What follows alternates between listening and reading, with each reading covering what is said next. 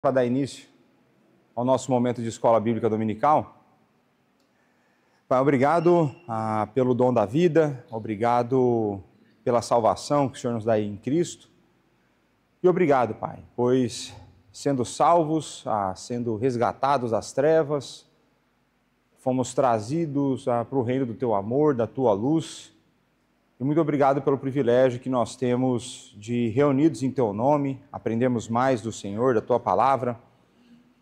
Muito obrigado por esse momento que temos tido de revisão da Confissão de Fé de Westminster. Que o Senhor nos dê momentos proveitosos agora, que possamos ter cada vez mais esclarecidos em nosso coração conceitos tão fundamentais para a fé cristã. Senhor. Então, esteja com aqueles que estão a caminho, aqueles que ainda chegarão. É o que nós te pedimos, no santo nome de Jesus. Amém. Aquele momento que vocês gostam, o que a gente viu na semana passada? Boas obras. A Sônia prestou atenção e ela falou boas obras.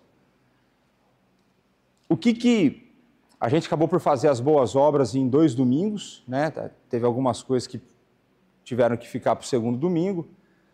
O que chamou a atenção de vocês? O que foi novidade a respeito das boas obras?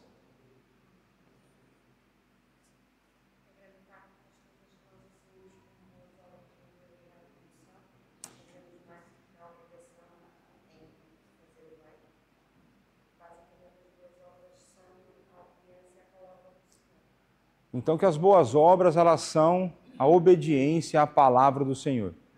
E que muitas vezes o conceito que o mundo possui de boas obras, ele vai acabar por destoar daquilo que a Bíblia ensina, ou ele vai ser apenas um subgrupo, uma parte daquilo que a Bíblia ensina.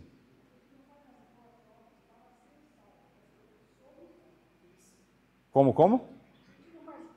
Pronto. Então, uma outra coisa importante que a Margarida trouxe agora é que nós não fazemos boas obras para obter a salvação, mas porque a salvação nos foi dada, nós fazemos boas obras. É uma consequência, né? A gente vê lá em Efésios 2, Efésios capítulo 2, verso 10 ou 9 e 10, algo do gênero. Então, existe um conceito diferente, mas a gente viu que necessariamente deve existir uma diferença na maneira como o mundo faz aquilo que eles entendem por boas obras e aquilo que nós fazemos quando nós percebemos, o que nós percebemos acerca de boas obras. Qual que é a diferença essencial? Então, a Sônia falou aqui que nós fazemos para glorificar a Deus e que muitas vezes, ou na verdade nunca, na percepção do mundo, eles fazem para isso. Eles podem fazer para obter vantagens, eles podem fazer para obter um bom nome, eles podem para fazer, inclusive, para abençoar a pessoa. Mas aquilo é um fim em si mesmo, não um meio para algo maior, como glorificar a Deus. O que mais que vocês lembram? O que seria uma consequência lógica dessa afirmação que nós acabamos de fazer? Somente o cristão pode fazer boas obras.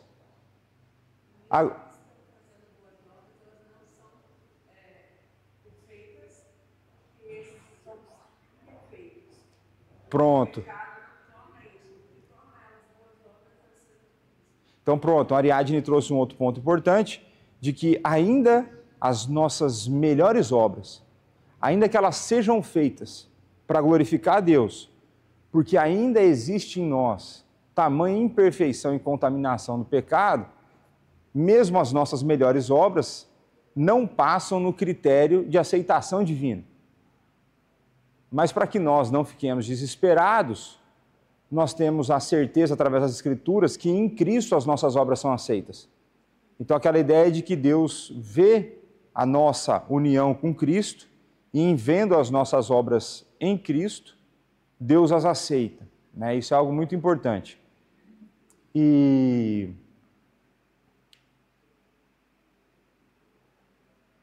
Um outro detalhe importante que a gente falou é, ainda que aquele que não crê não consiga fazer boas obras para a glória de Deus, então, por consequência, elas não são boas obras, ao mesmo tempo, se eles não fizerem, a situação fica ainda pior. Ainda não sendo boas aos olhos de Deus, isso não quer dizer que as obras daqueles que não creem não façam bem para o próximo. A questão não é essa. A questão é se ela é ou não aceita de Deus. E aí o último parágrafo, se não me engano, fala, olha, se eles não fizerem, a situação deles está ainda pior. Algo do gênero, né? Então pronto, então nós terminamos a sessão de boas obras. Pelo menos assim, eu creio que os pontos mais relevantes aqui, a gente já tinha feito a revisão na semana passada do que tinha sido feito na outra, né? Aquela ideia de que nós somos movidos pelo Espírito, é Ele que vai nos habilitar, é Ele que vai pôr a vontade do nosso coração, Ele que vai nos capacitar a fazer as boas obras. Vocês que estão atentos a tudo, vocês que não perdem nada, que são conhecedores aí da confissão de fé, depois das boas obras nós veremos o quê? Ou revisaremos, porque vocês já viram. A questão toda é que vocês já viram. O que nós revisaremos da confissão? Qual que é o capítulo das boas obras, o número? Era o 17, né? Então nós veremos agora o capítulo 18. Não, vai. É o 16, nós vimos o 16, agora nós veremos o 17. E aí, o que está escrito ali no título? Da perseverança dos santos, né? Então, do que o capítulo trata? Da perseverança dos santos. Quando vocês olham perseverança dos santos, o que vem à sua mente? O que você pensa? Qual que é o que vem à tua cabeça, ao teu coração acerca de perseverança dos santos? Oi? Resiliência? Paciência? Como? Sofrimento? Constância? Perda de salvação? Veja, mas é o assunto que está no tópico, né? Perda de salvação ou a não perda da salvação. O que vem à cabeça de vocês com perseverança dos santos? Perseverar na fé? Cristo nos sustentando? Processo de santificação? Alguém aqui já ouviu a seguinte frase? Uma vez salvo, salvo para sempre? Isso é bíblico ou não? Graças a Deus. Vocês responderam assim, senão a gente ia falar para ter que subir lá, né, na sala dos novos membros. Não, pronto. Então, a ideia da perseverança dos santos está relacionada com a nossa salvação. Então, vejamos aí o primeiro parágrafo. Os que Deus aceitou em seu bem-amado, os que chamou eficazmente e santificou pelo Espírito, presta atenção, não podem decair do estado de graça, nem total, nem finalmente.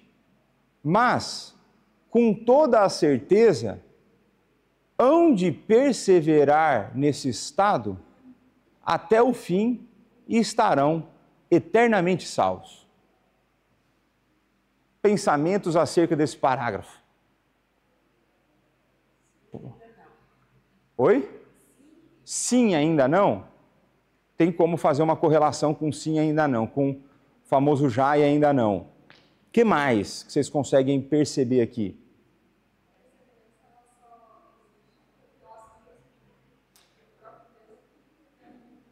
Então a Aline está a colocar aqui que a perseverança só acontece por conta da ação do Espírito. Verdade. O que mais?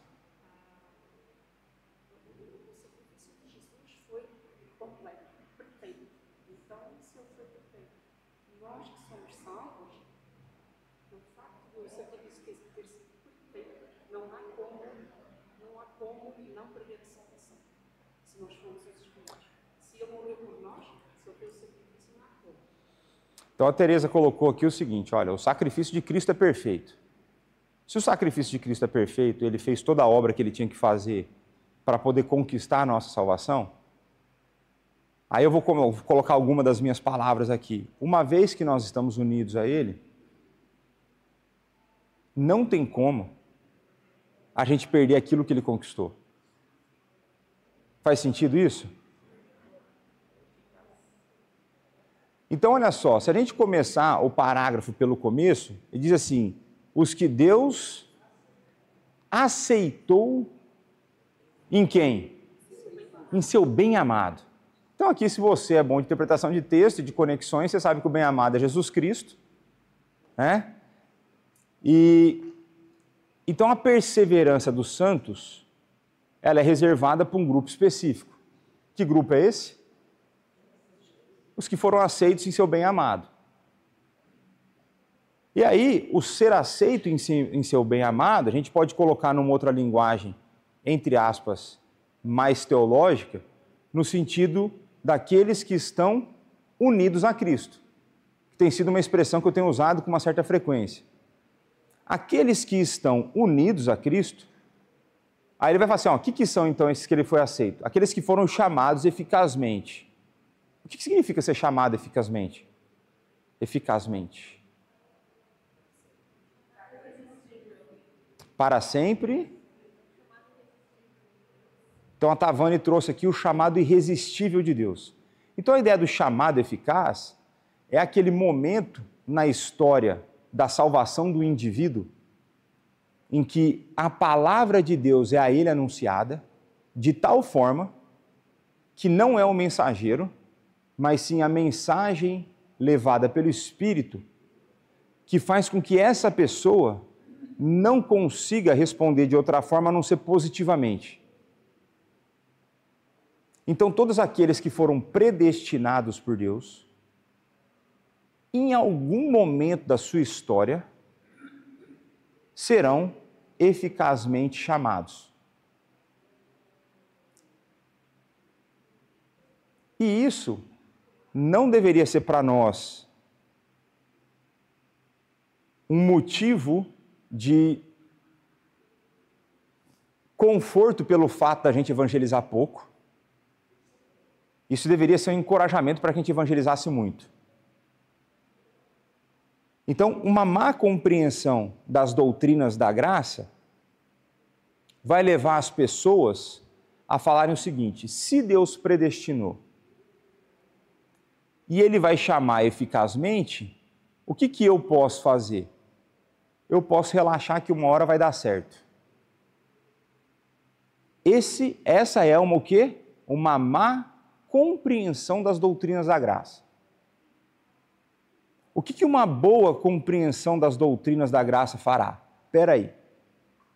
Se Deus tem os escolhidos e ele vai chamar eficazmente em algum momento, sou eu conhecedor do plano de Deus e qual é o momento dentro do cronograma da vida daquela pessoa que Deus vai chamar?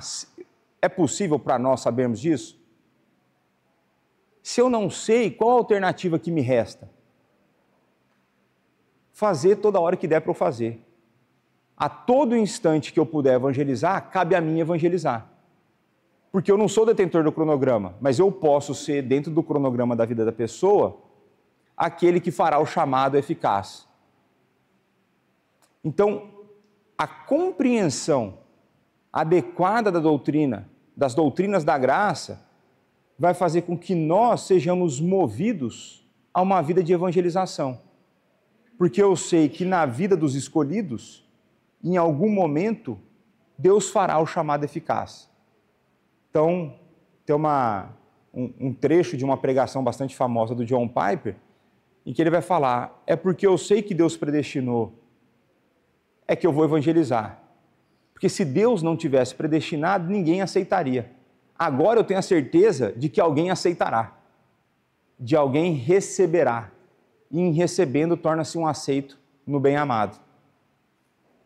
Então, uma correta compreensão das doutrinas da graça deve nos levar, e ainda considerando que as boas obras, elas são obediência à palavra do Senhor, uma vez que Ele mandou nós fazermos discípulo, uma vez que Ele mandou que nós sejamos testemunhas, isso deve nos levar, então, ainda mais agora, à evangelização. Porque existe um chamado eficaz, existe um momento em que a pessoa não consegue resistir. E isso, na vida de cada um, vai acontecer de uma forma diferente. Quando eu falo em forma, eu falo em termos da cena completa. O contexto, em que local, de que maneira, quem vai falar, o que vai ser dito. Né? Porque isso também não quer dizer de que se a pessoa é predestinada, ela necessariamente será eficazmente chamada na primeira vez que ela for exposta à palavra. A gente não tem essa certeza. Então é por isso que a gente não pode descartar uma pessoa que a gente já pregou 300 vezes, a gente já evangelizou 300 vezes e todas as vezes ela rejeitou, a gente não pode desistir dela. Por quê? Porque você não sabe se ela é ou não, o cronograma não é teu, e recusar a ouvir não necessariamente é sinal de que a pessoa não é escolhida. Então, não é incomum na vida da igreja, ao longo do tempo, você ter pessoas que foram parte da igreja ou frequentavam a igreja, mesmo sem crer. Por alguma razão elas estavam no meio da igreja. Seja porque os amigos estavam, seja porque ela encontrou ali um ambiente seguro, onde ela ouviu palavras que confortavam o seu coração, mas ela não conseguia crer naquilo. E que vai chegar um momento em que na vida dela, ela passará a crer. Então a gente tem um caso bastante clássico lá na minha igreja anterior, de um camarada lá, um casal, a mulher casou com um descrente, e a gente vivia, ou tinha muita gente na igreja que orava pela conversão desse camarada, desse gajo. Ele estava praticamente todas as semanas na igreja, ele nunca faltava, estava com a esposa, ele era legal, ele era de fácil convívio, não dava trabalho, não enchia paciência, ajudava no que era necessário, mas não cria. Mas não cria, até que um dia ele veio a crer.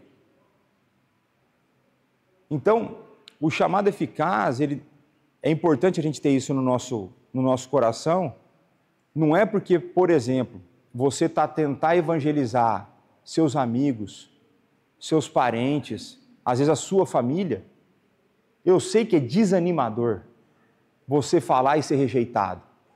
Eu sei que é desencorajador você falar e você ser satirizado. Mas essa pessoa não tem a palavra final sobre aquilo que Deus fará na vida dela e através da sua vida. Então, cabe a nós aí pegar a perseverança, que a gente, não a dos santos agora, mas a ideia de nós perseverarmos em fazer aquilo que é correto. Perseverarmos em fazer a boa obra, ainda que sejamos constantemente rejeitados. Porque o que a gente tem que descansar quando a gente é rejeitado no processo de evangelização é que não é você que foi rejeitado. Você não foi rejeitado. O que foi rejeitado foi a tua, e nem a tua, é a mensagem do seu Salvador e o seu Salvador. Então o problema último a ser resolvido não é seu, é dele. É ele quem vai ter que resolver esse problema da rejeição. Seja para no momento exato ele quebrar igual ele quebrou Paulo, ou seja, para fazer como ele fez com Judas e mandar para a condenação. A palavra final, a rejeição final não é contra nós, é contra a mensagem do nosso dono. Então, fiquem tranquilos, não é a tua capacidade, não é a tua habilidade na comunicação, até pode estar envolvida nisso, mas em última instância o que a pessoa rejeita é a mensagem que foi entregue. Então isso é bastante importante.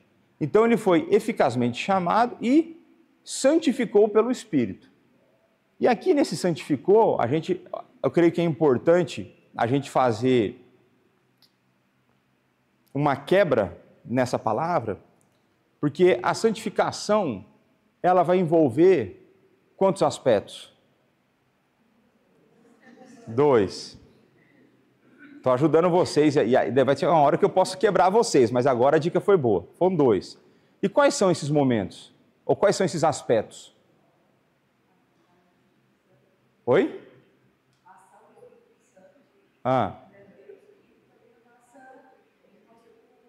Tá. Isso está envolvido na santificação, mas não é um aspecto que eu estou a pensar agora quando eu penso na palavra santificação, na maneira como ela vai ser usada aqui. O que eu estou a pensar, os 2 aspectos, é de que a santificação na minha e na sua vida, ela é, ao mesmo tempo, um ponto no espaço, um ponto no tempo, não no espaço, um ponto no tempo. E ao mesmo tempo que esse ponto é feito, começa-se um processo. Então a nossa santificação, ela é pontual e processual. O que eu quero dizer com isso? Oi?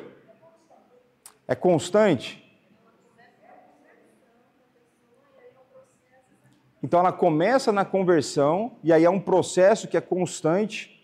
Tá, isso é verdade. O que mais?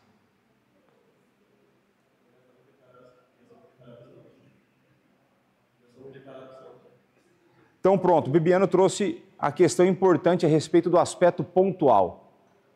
Existe o aspecto pontual que é, uma vez unidos a Cristo, o que a Teresa falou acerca da obra de Cristo no começo? Que ela é completa e perfeita. Aí nós vimos aqui que essa obra completa e perfeita é que faz com que nós sejamos aceitos em seu bem-amado, certo? Nesse sentido, existe alguma outra coisa que precisa ser feita para que nós sejamos considerados santos diante de Deus? Não. Então existe um aspecto pontual que a partir do momento que eu fui convertido, eu sou tão aceito diante de Deus como santo, quanto eu serei no meu último dia de vida. Por quê? Porque ele vê completa santidade em mim por conta da minha união com Cristo, não por conta daquilo que eu faço. Só que aí, se você for honesto consigo mesmo, e você se olhar para o espelho, e você olhar para a sua vida, qual que vai ser a conclusão que você vai chegar em relação à sua santidade? Oi? Precisa melhorar muito? Eu diria que a conclusão que a gente vai chegar é de que a gente não é santo quase que nada. A gente não é quase que nada. E aí você fala assim, mas peraí, pastor, então existe um ruído nessa história. Como Deus me vê santo e eu sou assim? E aí é a ideia do processo. É a ideia daquela santificação que continuamente acontece na nossa vida. Que não mudará a maneira como eu sou aceito em Cristo, mas mudará a maneira como eu agrado a Deus e a maneira como eu comunico Deus diante do mundo que eu vivo. Então eu creio que a santificação que ele fala aqui, essa ideia da santificação pontual, me parece ser essa. Porque a gente vai ver que ele vai argumentar alguma coisa do tipo, não podem decair do estado da graça, nem total, nem finalmente. O que vocês conseguem interpretar dessa frase? O que ele diz e o que ele não diz com essa frase?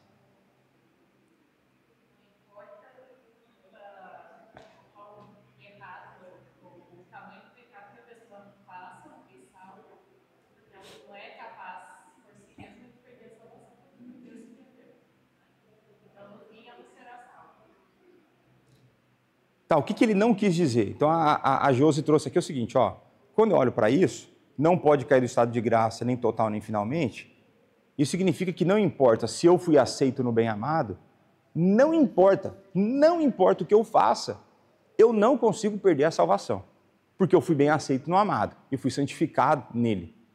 Então, esse é um ponto que a Josi trouxe. O que o autor não disse aí, ou os autores não disseram nessa frase?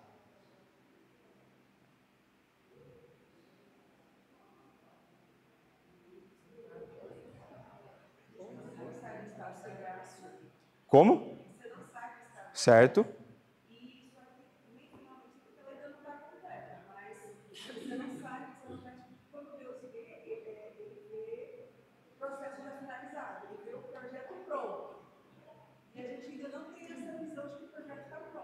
Não, Deus vê mais do que isso, né? Então, assim, o que Deus vê é o projeto pronto em Cristo. Aí a gente pode entrar em questão de como que Deus vê temporalmente, né? Mas a questão toda, o que o autor não disse aqui é o seguinte: se ele não vai decair do estado de graça, nem total, nem finalmente, isso não significa que a vida dessa pessoa será sempre constante e caminhando ela de acordo com a graça. Isso significa que o que a Josi trouxe olha, não importa o que eu faça, eu não consigo perder a salvação, isso significa que mesmo sendo aceitos no bem-amado, é possível que nós vivamos por algum tempo, e vai ter um parágrafo que provavelmente vai falar mais sobre isso, em desacordo com o estado da graça que é demandado de mim. Ou seja, é possível que eu, sendo crente, aceito em Cristo, tenha momentos na minha vida em que eu pareça com um ímpio. É possível. É desejável? Não. É recomendável? Não. Como se eu não tivesse decaído da graça, em Deus, eu não estou decaído da graça, mas eu não estou vivendo a graça. Você ainda está a viver a graça. A questão, acho que a gente pode pensar, tipo no filho pródigo. Né? Continuou sendo filho, foi viver uma vida abjeta, mas continuou sendo filho. Ele não foi deserdado, ele recebeu a herança dele, mas ainda assim, quando ele volta, tem espaço para ele, né? Mas vamos continuar aqui, que aí os outros parágrafos vão nos ajudar ainda mais a desenvolver essas ideias. Mas com toda certeza, hão de perseverar nesse estado até o fim e estarão eternamente salvos. Então a ideia de que nós chegaremos no último dia, e esse último dia pode ser o último dia da sua vida, ou se você estiver vivo, que eu duvido, quando Cristo voltar, você será salvo. Essa é a ideia aqui. Né? Vamos ver parágrafo 2. Essa perseverança dos santos, olha que bonito, agora a gente vai ter que trazer à memória o outro capítulo. Não depende do livre-arbítrio deles. Por quê? Porque se dependesse do seu livre-arbítrio, não, porque você não tem. Como que depende de algo que não existe? A gente vai conversar um pouco mais sobre isso. Mas da imutabilidade do decreto da eleição, procedente do livre e imutável amor de Deus Pai, da eficácia do mérito e da intercessão de Jesus Cristo, da permanência do Espírito, da semente de Deus neles e da natureza do pacto da graça. Essas são as bases da sua certeza e infalibilidade da perseverança deles. Então, o que a gente consegue aprender aqui? Bastante, não é pouco não, é bastante que a gente consegue aprender aqui. Pode começar pelo começo. É o jeito mais fácil de entender a frase. Começa pelo começo.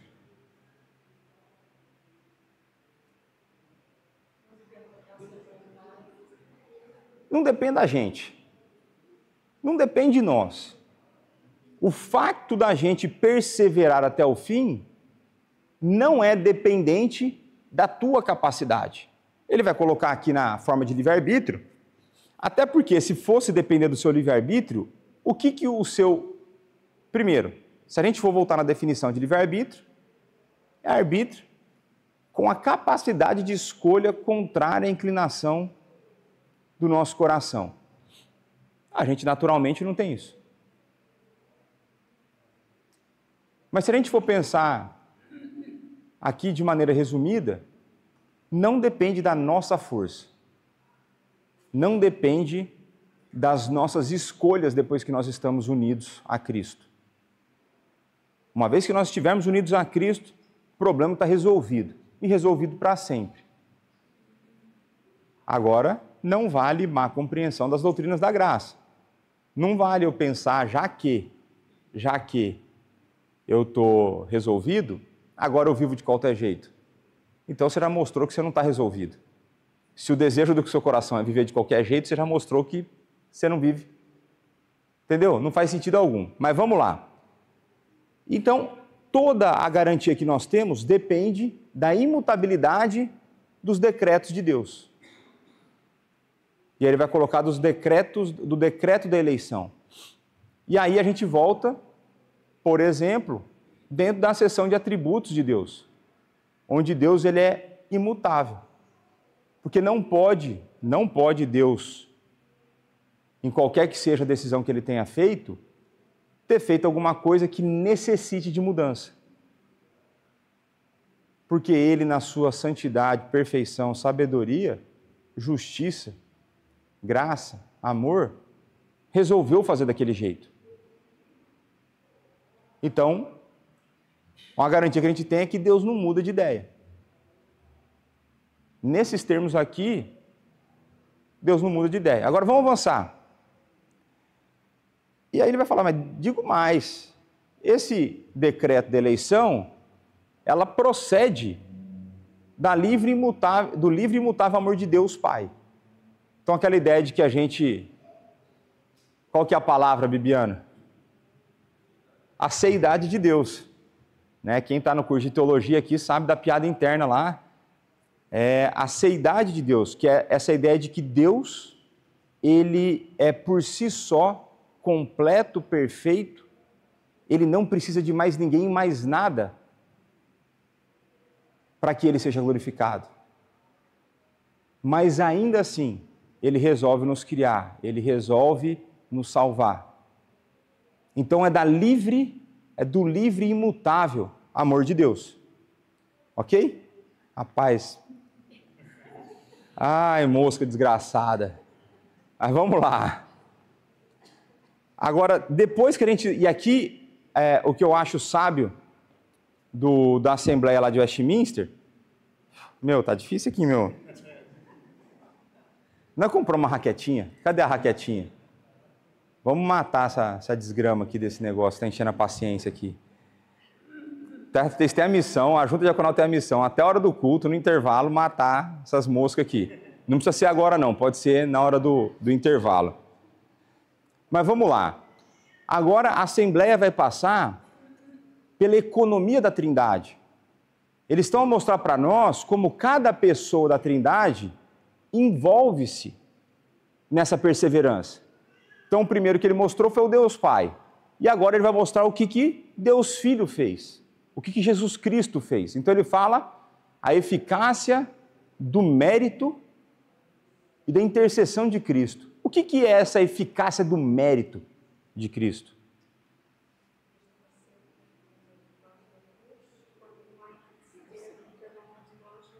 Mas vamos pensar no mérito. O que ele quer dizer com mérito?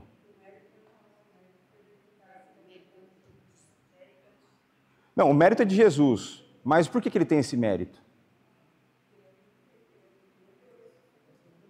Então, o mérito que ele tem não é porque ele é Deus. O mérito que ele tem é porque ele conquistou por nós. O mérito que ele tem para ele chegar diante de Deus e falar, o fulano está salvo, é porque ele encarnou, é porque ele viveu uma vida de obediência que nós deveríamos ter vivido. Ele se humilha debaixo da lei, vive essa vida de obediência, é torturado, é assassinado, ele ressuscita e é levado aos céus. Por conta da obra de Cristo, por conta de que ele fez e fez acontecer, é que ele tem mérito. Não é porque, ele é Deus, não. Não é por isso que ele tem um mérito. O mérito tem porque ele conquistou esse mérito. Porque a gente fala, Cristo conquistou a nossa salvação. Então, é o Deus homem que conquista a salvação para nós. E é por isso que ele tem um mérito. E a intercessão é porque agora sim, ele está à destra do Pai, ele intercede por nós. Hebreus vai dizer que nós temos um sumo sacerdote que sabe o que é padecer das nossas dores, ele sofre, ele sentiu na pele a tentação do pecado, e ele pode agora interceder em nosso favor. E não só pode, como ele faz. Então pronto. E da permanência do Espírito, da semente de Deus. da natureza do pacto da graça. Ou seja, se fosse possível que o Espírito recebesse uma ordem de despejo do seu coração, a gente poderia perder a salvação. Mas ele permanece em nós. E uma vez que ele veio habitar em nós, ele é pior do que invasor de terra, porque ele não vai sair. Não tem quem expulsa. O Espírito Santo veio para ficar. E ele habita em nós continuamente. E nisso, ele faz em nós florescer a semente de Deus. Ele faz em nós a vida cristã acontecer. Ele faz em nós que nós perseveremos. Ele faz em nós que nós vivamos ou busquemos viver de acordo com a palavra. Então a gente viu aqui as três pessoas da Trindade a agir na perseverança. Se quando a gente pensa na salvação, a gente tem um Deus Pai elegendo, a gente tem o Filho conquistando a salvação e a gente tem o Espírito aplicando a salvação, o trabalho deles não termina aí. Porque eles vão concluir essa boa obra e as três pessoas continuam a agir nesse processo. Então nós perseveramos até o fim, porque Deus nos escolheu, porque Cristo tem mérito e intercede por nós e porque o Espírito habita em nós. Simples assim. Por quê? Porque Ele é o penhor do nosso resgate. Se o Espírito, qual que é a certeza que a gente tem que quando Cristo vier, Ele vai nos levar consigo? O texto bíblico vai dizer que nós temos o Espírito que é o penhor. Então, se você já foi numa casa de penhor, você deixa algo de valor, pega um dinheiro, e se você quiser aquele algo de valor depois, você tem que pagar alguma coisa. Então, o Espírito Santo é a certeza que Cristo voltará para nos levar. E de que nós, então, seremos, de fato, levados por Ele. Se o Espírito não habitasse em nós, não tinham que ser resgatados. O penhor não estaria em nós, né? Mas pronto. Vamos avançar aqui para o terceiro parágrafo. Eles, porém, aí é a parte que eu queria chegar, podem, pelas tentações de Satanás e do mundo, pelo predomínio da corrupção restante neles e pela negligência dos meios de sua preservação, cair em graves pecados e por algum tempo continuar neles. Ao fazê-lo, eles incorrem no desagrado de Deus, entristecem o seu Santo Espírito e, em alguma medida, vêm a ser privado das suas graças e confortos. Têm o seu coração endurecido, a sua consciência ferida, prejudicam e escandalizam a outros, atraem sobre si juízos temporais.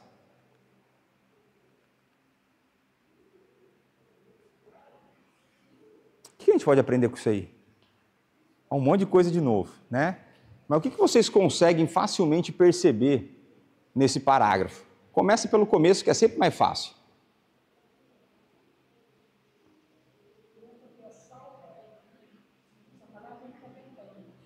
A Margarida trouxe um ponto importante. Não é porque que é salvo que Satanás não fica a tentar. Né? Vai tentar mais? Pode ser.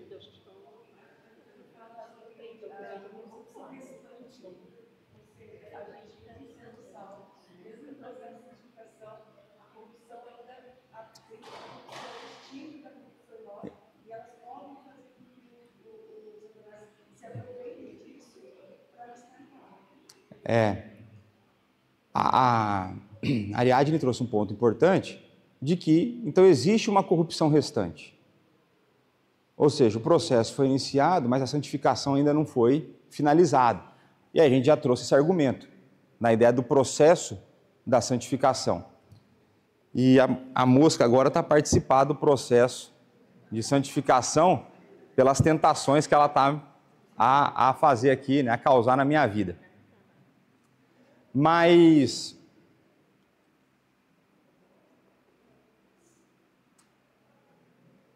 Esses 3 pontos que eles trazem aqui, então eles falam pelas tentações de Satanás e do mundo, e predomínio na corrupção do pecado restante neles, e pela negligência dos meios da sua preservação. Vamos pegar os 3 elementos, os 3 primeiros elementos. Os 3 primeiros elementos, se você fosse colocar numa linguagem paulina, numa linguagem de Paulo, o que você diria? Nós continuamos pecadores apesar da graça. Daí a sermos muito mais alvos fáceis para Satanás. Pode falar que ele não tem poder, pode falar, o Satanás. E nós também facilitamos isso através da negligência dos meios de preservação, ou seja, a falta de vigiar, de ler a palavra, tornar-nos ainda mais fragilizados e mais expostos a essas tentações. Tá. Eu colocaria aqui, na linguagem de Paulo, em 3 palavras. O diabo, o mundo e a carne. Quando ele fala o restante da corrupção, quando você vai ler nas cartas de Paulo, vai falar assim, a carne. Agora, desses 3, Satanás, o mundo e a carne, qual deles é o que mais complica a nossa vida? A carne. Mas normalmente a gente age como se fosse Satanás. Então eu brinco que quando eu trabalhava no banco, parte do meu sonho era que as pessoas fizessem comigo aquilo que elas fazem com Satanás. Como assim? Satanás vive recebendo mérito por coisa que ele não fez. E se eu recebesse mérito por coisa que eu não tinha feito, eu ia ser promovido sem precisar trabalhar tanto. Então, se existisse uma forma de promoção dentro do inferno, a gente ia contribuir com a promoção de Satanás, porque a gente diz, não, porque foi o Satanás que fez isso aqui. Não foi você, seu sem vergonha. Toma vergonha na tua cara. Para de pôr culpa nos outros. Assume, como dirá no Brasil, assume teus BOs, que é o boletim de ocorrência que você vai na polícia e faz, né? Assume os problemas que você criou. Então a gente tem uma tendência, e esse é um raciocínio, não lembro quem que falou esse raciocínio, mas já estou avisando, eu não sei quem foi, mas você sabe que não fui eu. Então eu estou a adaptar aqui na minha linguagem. Uma coisa é facto, o exército do inferno é limitado. Eles não têm infinitos demônios, eles têm infinitos demônios. Ele não sabe a quantidade, ele não sabe. Mas eu sei que são limitados. E que se eu fosse o estrategista do inferno, o que eu ia fazer? Eu não ia tentar todo mundo de maneira igual. Eu ia definir minha estratégia. É melhor eu definir aqueles que, entre aspas, aos olhos dos homens, geram mais escândalo e são maiores. E a gente pode aplicar isso em várias esferas. Por exemplo, na média, se a gente fosse seguir essa lógica, quem vai ser, a princípio, mais tentado por Satanás? O crente que está estabelecido ou o pastor e o conselho? Quando vem um crente da igreja cai em pecado, tem escândalo? Tem. Então vamos pensar assim, você tem um caso de adultério, você tem um caso de pedofilia, você tem um caso de violência doméstica dentro da igreja. Tem escândalo? Tem. Vai ser maior se a igreja não tratar da maneira correta. Se não punir que tem que punir, não fizer a ação que tem que fazer e tudo mais. Agora, e se for o pastor a fazer isso? É muito pior. Por isso que a confissão de fé vai tratar desses assuntos de agravantes e atenuantes, mas de quem vem a ofensa, existe uma proporcionalidade na consequência. Então a gente teve aqui na cidade vizinha nossa, lá em Passos, um cara que pseudo-pastor que estava a abusar de adolescentes. Graças a Deus o vagabundo foi preso. Só que aparece lá, evangélico. Agora pensa, agora vamos mudar de esfera, vamos pensar na esfera dos pastores. Aí na esfera dos pastores você tem lá Augusto Nicodemos, Hernandes Dias Lopes, John Piper, Paul Washer, Arival, você tem Jonas Madureira, você tem Heber Júnior, Heber Pai e tem o Leonardo. Quem que vocês acham que vai ser mais tentado? É eles. Se eu fosse estrategista, seria eles. Então, cuidado quando você começa a atribuir muita culpa para Satanás, que talvez o Satanás esteja dentro de você já. Não pode, isso não é possível, tá? Possessão demoníaca na vida de crente não é possível. Onde habita o Espírito, Satanás não consegue botar a mão. Então, a primeira reflexão que quero deixar é essa. Cuidado. Satanás não tem esse poder todo. Ele não é tudo isso que muitas vezes a igreja fez dele. E ele não tem tanta culpa quanto o povo acha que ele tem. E digo mais, se ele tiver culpa, ele só está fazendo aquilo que ele foi destinado a fazer. Né? É encher a paciência, é dissuadir pessoas de seguirem a Deus, é fazer você viver uma vida miserável enquanto você podia viver uma vida de abundância. Aí, fora o Satanás, ele vai colocar aqui outra coisa, que é o mundo. O que é o mundo? É o cosmos? É a criação? É simplesmente isso? Então, quando em linguagem bíblica, dentro desses contextos de tentação, quando fala assim mundo, essa ideia do sistema, ou pode usar uma palavra famosa aí na filosofia, é o espírito da época. É o espírito da época. Acho que é Zeitgeist, sei lá. É o espírito da época. Então, em cada momento histórico, existe um espírito da época que permeia o mundo e que esse espírito da época, ele necessariamente, porque ele procede daqueles que não creem, será contra a pessoa de Cristo e será contra a nossa vida. Então, quando a gente olha para o sistema do mundo, o sistema do mundo pode oferecer tentações a nós? De que maneiras? Todas? Está parecendo... Foi o Damião que deu essas respostas outro dia. Tudo, né? O que a gente... Porque a gente tem que pegar, e é importante que a gente faça isso na nossa vida, que a gente faça análises críticas na tentativa de aplicar a palavra para a nossa realidade. O Satanás, vamos voltar aqui no Satanás um pouquinho. O Satanás, ele não é onisciente, ele não é onipotente, mas você também não precisa ficar preocupado em fazer oração silenciosa, porque daí Satanás não ouve. Você não precisa preocupar com essas coisas. Fica tranquilo em relação ao Satanás. Fica tranquilo, Satanás, não é problema para nós. Isso não significa que Deus não possa dar a ele condições de atazanar a nossa vida, como ele fez com Jó, por exemplo. Mas significa que você não precisa temê-lo, porque maior é o que habita em vós. E maior é aquele que está ao seu favor. Então fica tranquilo em relação a isso. Agora, quando a gente pensa no sistema do mundo, o sistema do mundo ele pode nos tentar, e essa tentação eu creio que ela varia num certo sentido, na forma, mas as áreas basicamente vão ser quase sempre as mesmas, que é a totalidade da existência humana. Mas quando a gente pensa na totalidade da existência humana, por exemplo, para o mundo hoje, divórcio não é problema.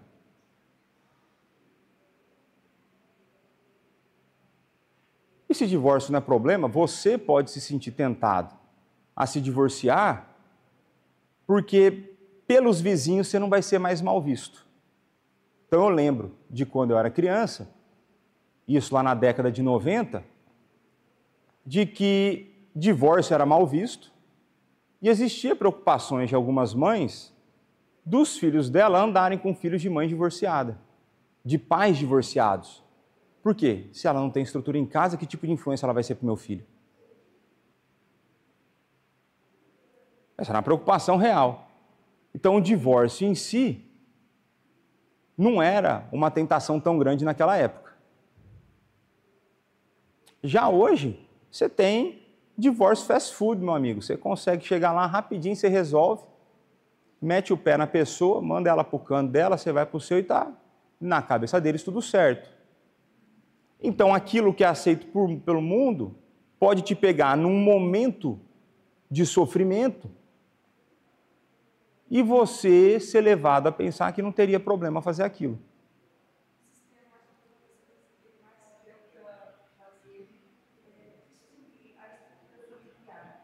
Sim.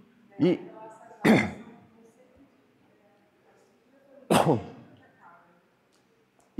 para finalizar aqui um pouco desse raciocínio de que, e com isso eu não quero dizer que não existam motivos bíblicos para que um divórcio aconteça. Não é isso que eu estou a dizer. Existem motivos bíblicos que justificam o divórcio. Em alguns casos, eu vou dizer até mais, e isso pode soar estranho para você, em alguns casos, o não divórcio pode ser um pecado. Podemos conversar mais sobre isso outro dia. Mas eu entendo que, por exemplo, toda vez que alguém vier me procurar como pastor pedindo ajuda, a minha primeira sugestão não deve ser o divórcio. A minha primeira sugestão é perdão e reconciliação. Esse é aquilo que Deus fez por nós em Cristo, é isso que a gente deveria agir dentro dessa realidade. Agora, pode ser que isso não seja possível, a reconciliação, o perdão tem que acontecer. Mas isso é uma pauta para um outro dia. Então, uma outra forma que a gente pode pensar que o mundo pode nos tentar é na área sexual. Então existem, e aí eu vou trazer, né, quando você começa a ficar mais velho, você consegue trazer realidades do tempo passado que é quase que novidade para quem está vivo hoje, né? Isso é bom. Isso é bom. Na minha infância, a prática da homossexualidade, a prática do pecado da homossexualidade não era aceito. Você não tinha quem via com bons olhos isso. Se tivesse, era exceção da exceção da exceção, era tão exceção que a pessoa fazia questão de não falar também. Hoje é quase que o contrário. É quase que você é quase obrigado a ser. É quase que você é obrigado a praticar o pecado da homossexualidade. Agora, por exemplo, e eu não estou a falar que quando essas disposições que existiam, elas eram corretamente motivadas. Eu só estou falando que existia uma tentação que era diferente. Então, hoje, coisas que são tentação para nós não eram no passado, mas existiam formatos diferentes. E a motivação que levava as pessoas a pensarem como elas pensavam, também não necessariamente era correta. Essas são observações importantes aí, né? Aí tem uma outra questão, por exemplo.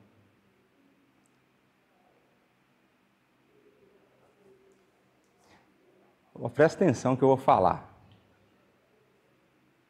Eu estou contando a parte da minha vida que eu não me orgulho. Antes de eu ser crente. Tá bom?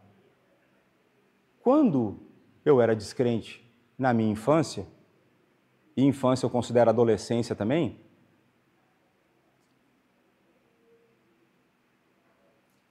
a maneira como as pessoas se vestiam era diferente. De forma geral, as pessoas eram mais modestas. Quando eu falo pessoas, eu falo dos dois sexos existentes, tanto homem quanto mulher. Então, por exemplo, na minha infância, não existia as calças apertadas que o homem usa hoje. E eu já fiz minhas observações acerca desse tipo de calça, acho que não faz o menor sentido. Não existia corte slim de camisa. Existia camisa. Tem hora que é bom ser pobre. É camisa, só tem um tipo. Você não tem assim, não, mas é slim, é clássico, é isso, é aquilo outro. É camisa. E quando eu era menino, na minha fase aí dos 12 aos 14 anos, onde a sexualidade começou a ser ainda mais estimulada na minha vida, existia 1 ou 2 momentos do ano que os meninos da sala ficavam animados, que eram os churrascos de turma. Por quê? Porque dessas 2 oportunidades, talvez existisse a possibilidade, se não tivesse a chover, da gente ver alguma menina de biquíni.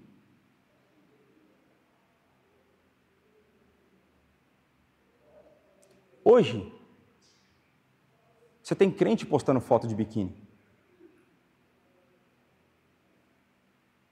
Eu não sei se vocês conseguem perceber a diferença na loucura e da tentação que isso é. Porque hoje, para o mundo, é esperado que você poste nas redes sociais fotos desse gênero. Eu comentei com vocês que parte dos meus estudos nas férias foi como eu percebi, como analisei a maneira como os povos se vestem ou deixam de se vestir.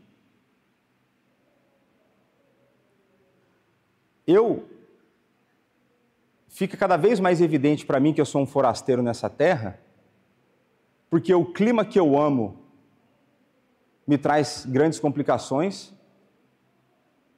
e o clima que resolve isso é o clima que eu não gosto. Eu amo o verão, mas com o verão vem muita tentação.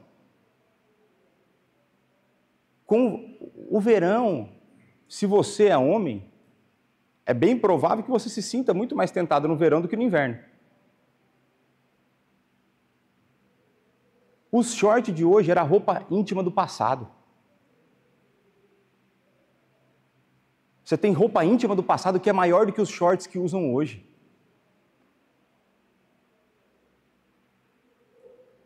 Os decotes hoje vão para o umbigo. Você só não vê a alma da pessoa. O resto você vê tudo. Gente, eu sou honesto com essas coisas, isso é loucura. Mas essa é uma tentação que o sistema coloca. Tanto é que você, mulher, tem um grande desafio quando você vai comprar roupa. Não acha mais roupa decente. Aí o que você faz? Usa roupa velha. Vai ter que aprender a lidar com isso. Ou vai ter que mandar fazer. Tem aí um nicho de mercado para a Marianita, criar roupas decentes que vistam mulheres. Mas o sistema do mundo acha normal vestir do jeito que veste. Acha normal os homens usar roupa colada, ou acha normal a mulher usar, acha normal as mulheres... A rede social vai mostrar isso. Então o mundo tem um sistema em que os valores que eles têm são contrários aos nossos, são tentadores aos nossos. Enquanto nós somos chamados a nos comprometer com uma única pessoa para o resto da nossa vida, a proposta do mundo, do sistema, é de que, como você é tonto, porque você não aproveitou a vida com outras tantas e escolheu só uma para viver essa vida. Então nós temos Satanás a nos tentar, nós temos o sistema do mundo, e eu trouxe aqui só aspectos sexuais, mas a gente pode pensar, por exemplo, profissionais. Onde no passado, muitas vezes, o grande objetivo de um casal era ter uma família ajustada, com filhos que crescessem no caminho do Senhor, nos filhos que fossem bons cidadãos e tudo mais. Hoje, a gente diz que quer isso, mas a grande parte do nosso tempo a gente investe fazendo o contrário disso. Eu não estou falando aqui contra trabalhar 8 horas por dia, o ponto não é esse. O ponto é que quando você conversa com uma pessoa, ela se sente muito mais realizada pela sua profissão do que é a sua casa. A realização da pessoa não está o que eu tenho em casa, está o que eu tenho na conta do banco. Então essa é uma forma como o sistema... Então, já que entrei no mérito da família, o mundo vai dizer: não tenha filhos. Eles custam caro, já tem conta para isso. Mas, se for tê-los, tenha mais velho. Espera. Deixa passar a sua época mais fértil. Vai tentar a sorte depois, quando você estiver menos fértil. E aí, quem sabe você dá a sorte de não ter filho. Porque é um erro você ter isso aí. Aí o mundo vai falar assim: não tenha. Por quê? Porque você precisa aproveitar a vida. E aí o mundo cria um sistema de que aproveitar a vida é conhecer vários países, aproveitar a vida é nos melhores restaurantes. Isso é aproveitar a vida. Aproveitar a vida é ter boas posses, um carro novo, uma casa grande. Então o sistema do mundo joga contra aquilo que é o sistema de Deus. Agora, isso é inundado constantemente na sua cabeça, a tal ponto que você nem percebe, você nem acha que isso é ruim. Às vezes você só acha que o pastor que tem na sua igreja é meio retardado de pensar desse jeito.